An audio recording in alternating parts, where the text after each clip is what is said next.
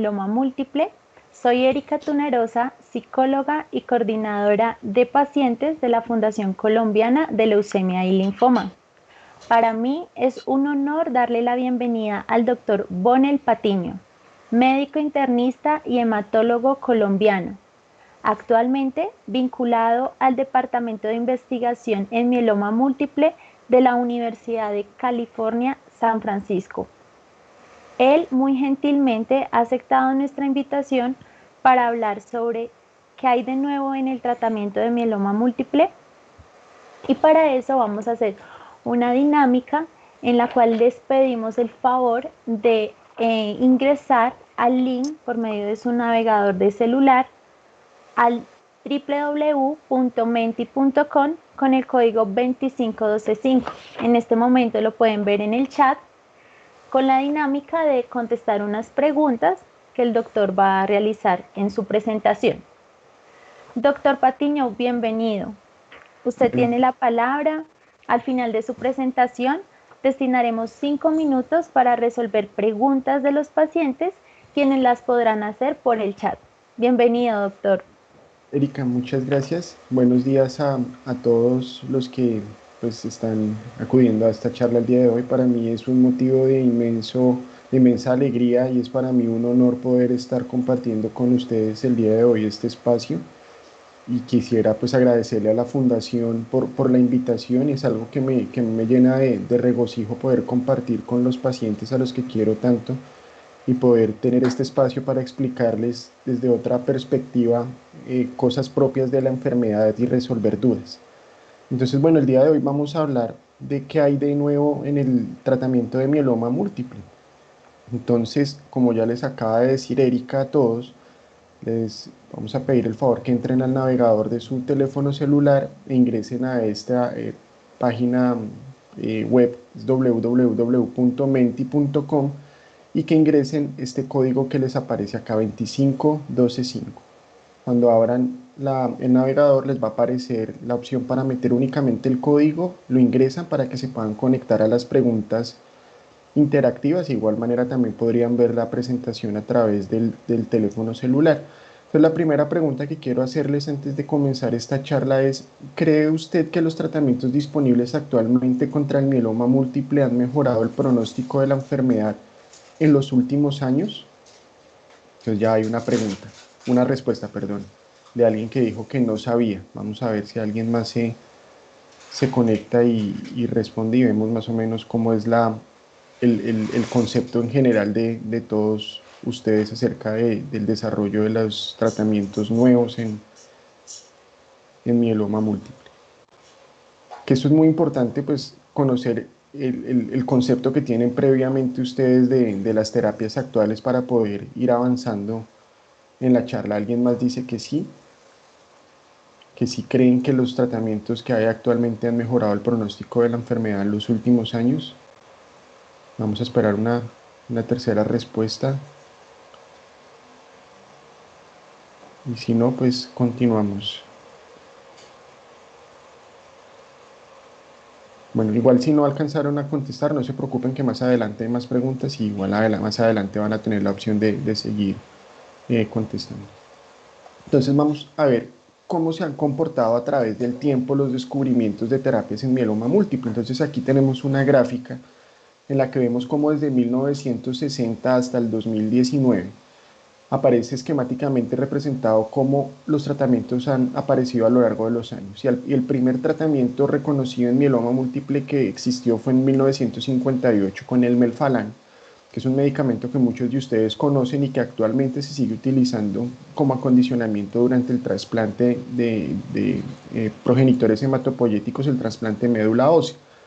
En 1962 vemos la prednisona y hasta 1983 vemos un nuevo avance que es el autotrasplante, que todavía se sigue haciendo y más adelante vamos a hablar un poquito más de esto. Luego en el 86 vemos cómo las dosis altas de dexametasona incursionan, y el descubrimiento más importante fue en el 2003 del bortezomib, que fue el tratamiento que cambió dramáticamente el comportamiento y el pronóstico de esta enfermedad a través de los años. Hay otros medicamentos que ustedes ya conocen acá, particularmente en el 2018 y 2015 Tenemos tratamientos como el daratumumab, el otuzumab, daratumumab que está regulado y está disponible en Colombia para ciertos casos de mieloma múltiple, ixazomib que ya fue autorizado pero está pendiente su llegada muy posiblemente ahorita en agosto al país. Y en el 2019 el último medicamento que se aprobó por la FDA para el uso en Estados Unidos es el selinexor, que ha sido un medicamento sumamente innovador porque tiene un mecanismo de acción completamente diferente a todos los anteriormente mencionados. En esta gráfica que fue publicada por un doctor mexicano que trabaja en Estados Unidos en la clínica Mayo, es el doctor Rafael Fonseca, vemos acá dos curvas diferentes, unas que están en gris y otras que están en azul. A medida que la curva va cayendo, significa que mayor cantidad de pacientes con diagnóstico de mieloma múltiple van falleciendo a lo largo de los años. Y aquí vemos que hay un estimado de 10 años de seguimiento de pacientes. Y vemos cómo se comportan los pacientes sanos en gris y los pacientes en azul con diagnóstico de mieloma múltiple. Pero curiosamente aquí lo que quisieron hacer fue comparar los años de diagnóstico de mieloma. Entonces vemos cómo los pacientes que fueron diagnosticados entre 2006 y 2007 parecían tener una menor supervivencia a los que fueron diagnosticados entre 2008 y 2009 e igualmente entre 2010 y 2012. Esta gráfica lo que nos ratifica es que a lo largo del tiempo, incluso en menos de 10 años que fue esta selección de pacientes, muestra cómo los pacientes sí han mejorado la supervivencia como consecuencia de las nuevas terapias y nuevos tratamientos disponibles para mieloma múltiple. Años, la supervivencia de pacientes con mieloma múltiple es aproximadamente el 50%, que ha mejorado muchísimo a razón si uno lo compara con estadísticas anteriores. En esta diapositiva quisiera hablarles de un tema que es un poquito confuso, pero traté de ilustrarlo con un dibujo para hacerlo lo más claro posible, y es algo que se llama evolución clonal y enfermedad refractaria. ¿Qué es eso? Aquí en este cúmulo de células que están como entre marrón y verde, estoy tratando de representar lo que es el mieloma múltiple. Cuando nosotros damos un tratamiento inicialmente, lo que tratamos de hacer es eliminar absolutamente todo esto, todo.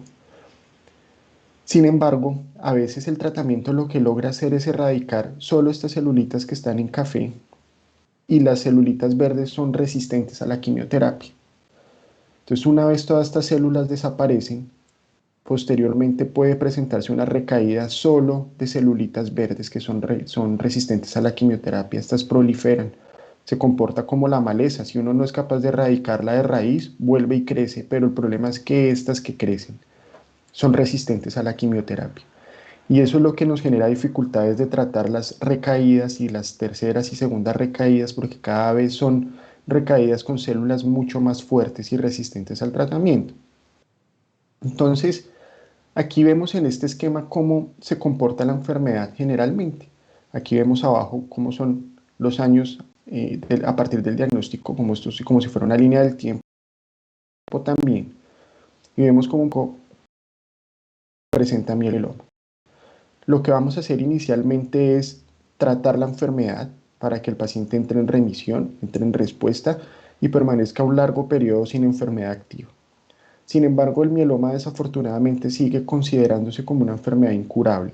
Entonces lo que esperamos es que nuevamente haya una recaída. Aquí en la recaída damos una terapia de segunda línea, entramos otra vez en una meseta de remisión. Luego puede haber una tercera recaída, nueva terapia, remisión, pero aquí ya comienza a comportarse la enfermedad como una enfermedad refractaria, que fue lo que les acabé de explicar. Cómo la enfermedad va volviendo a aparecer, siendo cada vez más resistente a las terapias que ya se han administrado antes. Entonces esta gráfica me gusta mucho porque podemos hablar de cuáles son los retos ahora en términos de investigación y de nuevas terapias para el mieloma múltiple. El primer reto es tratar de mantener esta primera remisión lo más larga posible en el tiempo, tratar de alargarla lo mayor posible. Y hay varias estrategias para hacerla. Una es hacer un trasplante de médula ósea, que ha sido de las cosas que han demostrado que nos permite mantener este periodo de remisión lo más largo posible. Y el trasplante, pues dependiendo cada caso en particular, si el paciente es candidato o no candidato. El otro es utilizar terapias de mantenimiento, que son las terapias de mantenimiento, que una vez el paciente alcance remisión, sigue con el tratamiento por un largo periodo de tiempo para tratar de mantener la respuesta. Otra es alcanzar un grado de respuesta tan profundo que se llama enfermedad mínima residual negativa, en la que no hay detección de enfermedad. El otro reto está en la primera recaída.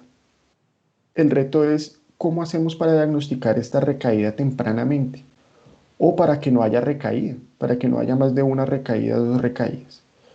Y el tercer reto es cómo vamos a tratar la enfermedad refractaria. Esos son los retos que hay en investigación en mieloma múltiple, y todo esto es para poder llegar a hablar de cura, que desafortunadamente aún no lo podemos hacer, pero es en lo que están enfocados muchos grupos de investigación. Entonces vamos a la pregunta número 2, nuevamente con sus teléfonos.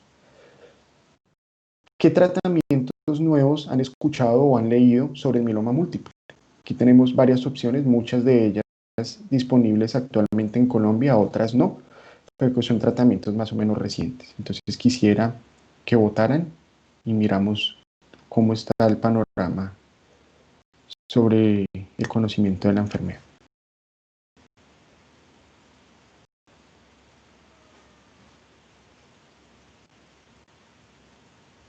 Vamos a esperar por lo menos 2 o 3 respuestas, así como hicimos con la pregunta anterior. Alguien dice isatuximab. Bueno, si el isatuximab fue aprobado recientemente en Estados Unidos para mieloma múltiple. Esperemos otra respuesta. Carticels, dice alguien más. Bueno, démosle 10 segunditos a ver si hay una tercera respuesta. Y si no, seguimos. Carticels, dice alguien más. Bueno, muy bien, vamos a seguir. Hay cualquier cantidad de tratamientos, investigaciones, terapias en desarrollo, terapias en animales, terapias en humanos, fase 1, fase 2, o sea, hay una cosa impresionante, una explosión de investigación en torno al mieloma múltiple increíble, que es imposible resumir en una sola charla como esta. Yo traté de sintetizarla en 2 grupos importantes, una que vamos a llamar inmunoterapia y otra que vamos a llamar no inmunoterapia. Tengo que aclarar que casi todos los nuevos avances son desarrollados en inmunoterapia. ¿Qué es la inmunoterapia? La inmunoterapia es aprovechar el sistema de defensas que tenemos en nuestro cuerpo para atacar el mieloma. Entonces, el problema de la investigación es que encontrar una terapia altamente efectiva en mieloma es como encontrar una aguja en un pajar. Y es muy difícil, ¿por qué? Porque nos tocaría encontrar terapias altamente efectivas con una baja toxicidad, que sea específicamente para que ataque solo las células del mieloma múltiple y que pueda ofrecer un acceso amplio a los pacientes. Aquí en este dibujito vemos que este niño encuentra la aguja y dice lo encontré, y aquí el señor le dice felicitaciones, te tomó solo 65.298 segundos. Esperemos que a nosotros no nos tome tanto tiempo encontrar la cura del mieloma, pero este dibujo nos representa mucho las dificultades que tenemos para encontrar un tratamiento efectivo. Vamos a la tercera pregunta. ¿Cree usted que las terapias en desarrollo actualmente podrían mejorar el pronóstico de mieloma múltiple? La pregunta anterior era si las que están disponibles lo han mejorado, y esta es si ustedes creen que lo seguirá mejorando. Entonces vamos a ver, también vamos a esperar un par de respuestas nomás y seguimos. Alguien ya dijo que sí.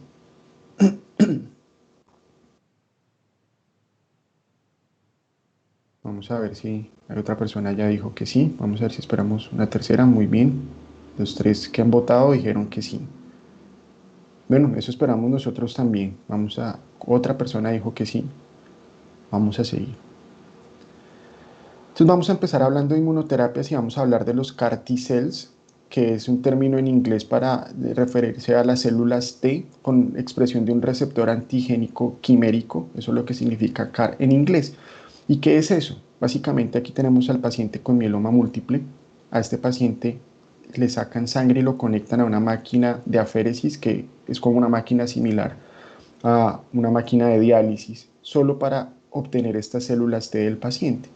Estas células se aíslan, se les pone un virus que no produce ninguna enfermedad, sino que es un virus que es capaz de modificar genéticamente la célula para que empiece a expresar como un cerrojo, como una llave en su superficie, que son estos punticos rojos. Luego las cultivan para que se multipliquen y se las devuelven al paciente. Y esto se hace para que el paciente pueda atacar el mieloma. Aquí les voy a mostrar un video cortito y a medida que lo vamos a ir viendo, les voy a ir explicando qué es los CAR-T. Vamos a ver si carga el video.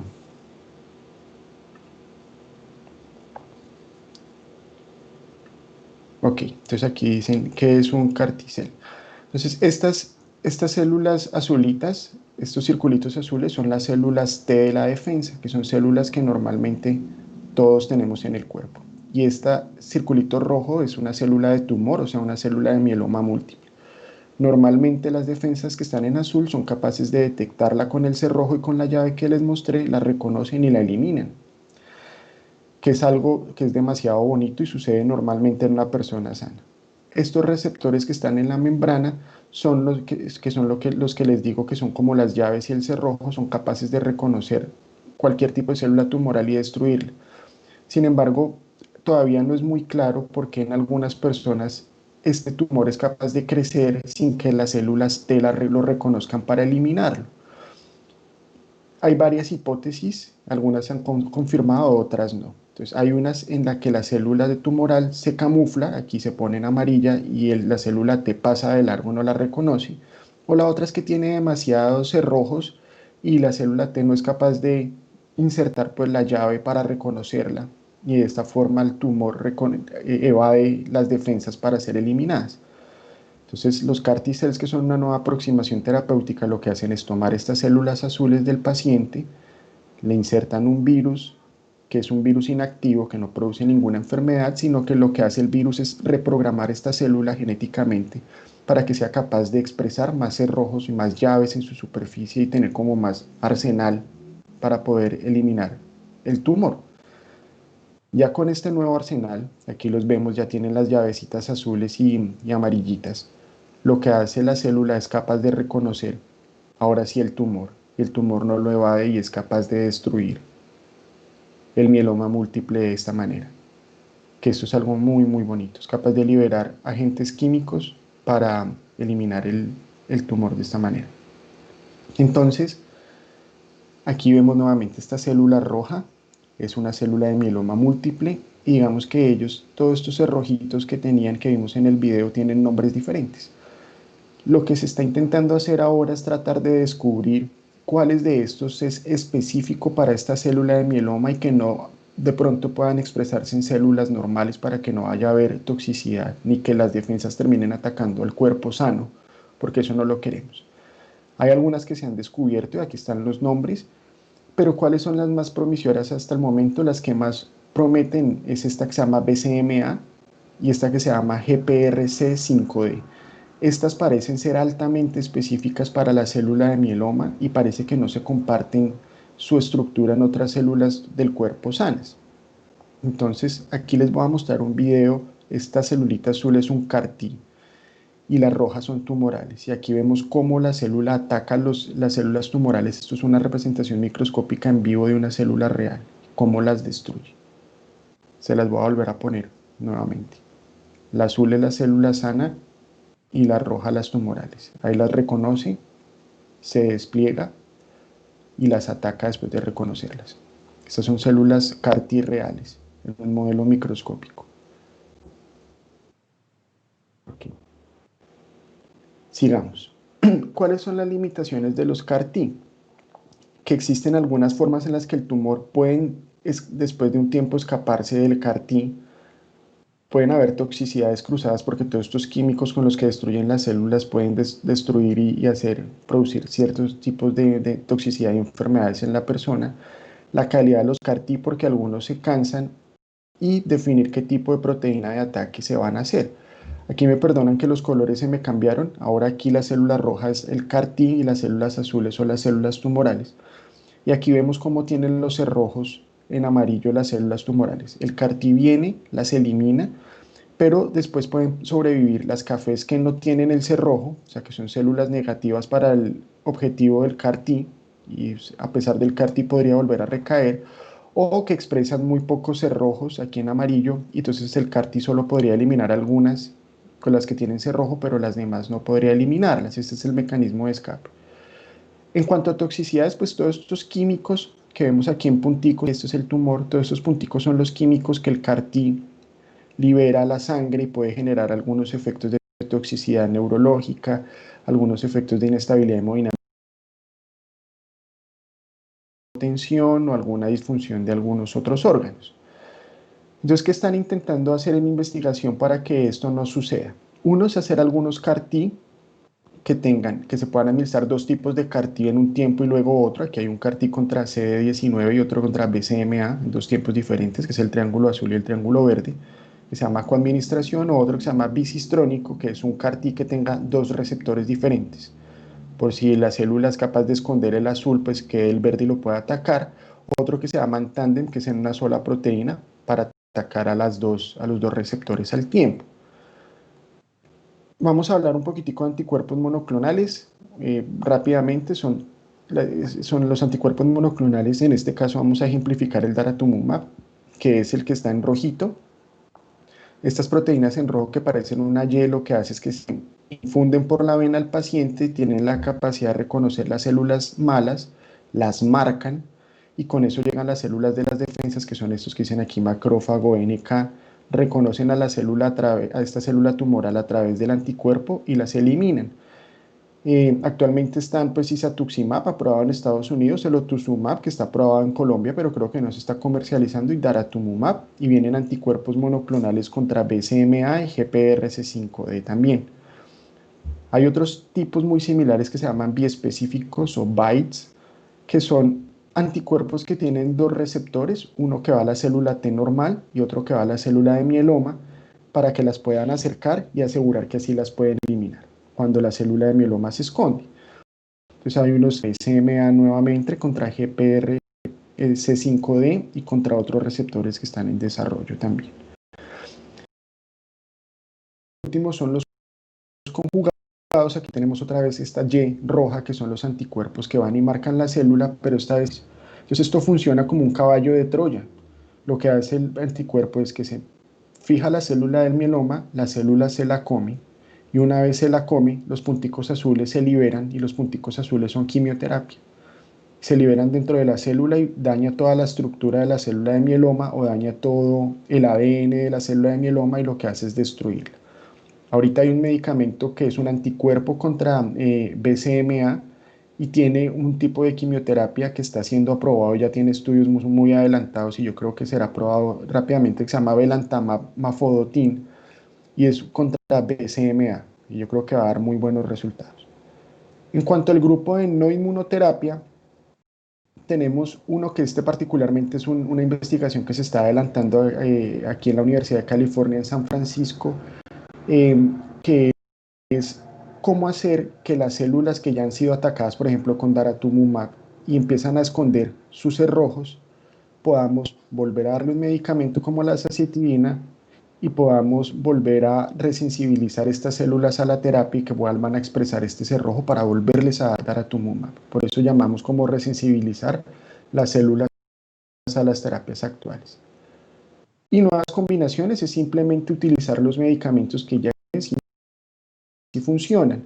Este artículo salió recientemente, ahorita el 18 de julio, donde utilizan una combinación de carfilzomib, dexametasona y daratumumab, que son medicamentos de hecho disponibles en Colombia, para darlos en pacientes que han tenido recaída o que son ya refractarios en tratamiento con mieloma múltiple.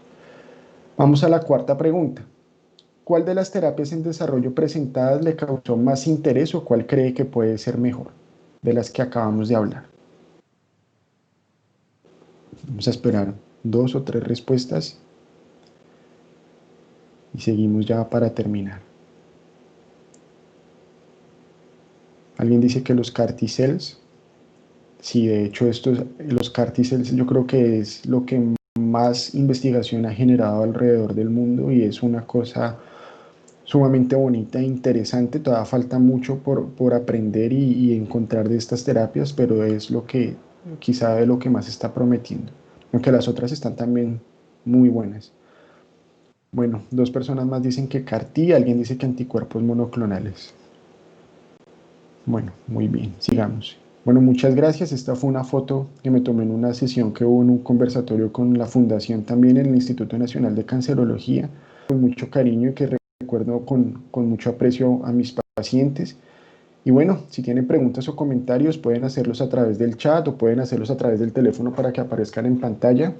Eso sería todo. Espero que haya sido muy claro. A veces son conceptos muy enredados y difíciles de entender, incluso para nosotros. Espero que con estas gráficas y con estas explicaciones haya quedado lo suficientemente claro y espero que les haya gustado. Muchísimas gracias.